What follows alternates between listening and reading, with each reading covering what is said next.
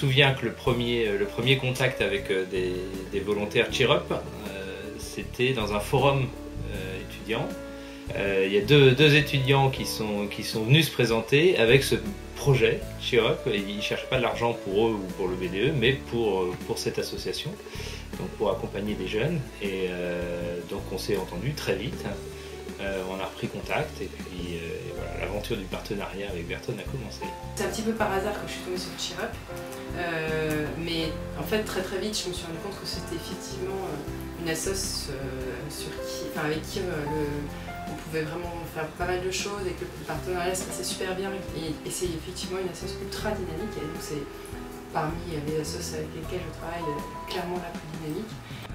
J'ai absolument voulu créer un partenariat avec Cheer Up parce que ça me tenait à cœur. Et donc le partenariat consistait en reverser une partie des sommes gagnées lors des périodes de Noël. Alors, on a choisi de soutenir Cheer Up parce que le projet pour nous avait énormément de sens. Comme dans pas mal d'entreprises ou pas mal de familles, les consultants de Verton avaient été confrontés à la maladie.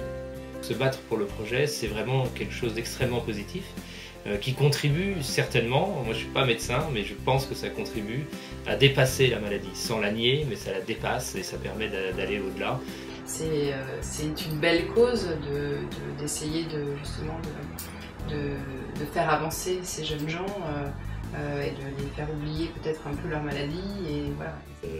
Si j'étais aujourd'hui étudiant dans une association, dans une des grandes écoles dans lesquelles il y a une association de Cheer Up, je serais évidemment volontaire Cheer Up. Urgent, important, dynamique. Cheer Up,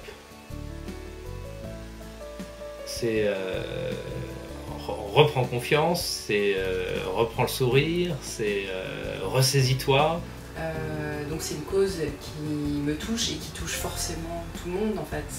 C'est dans ça que je disais urgent et important, c'est qu'on est sur une cause nationale quasiment. Bravo, il faut continuer, c'est très important. Donc il faut accompagner les jeunes et les jeunes adultes qui sont souvent un petit peu en dehors du champ des actions traditionnellement menées auprès des malades.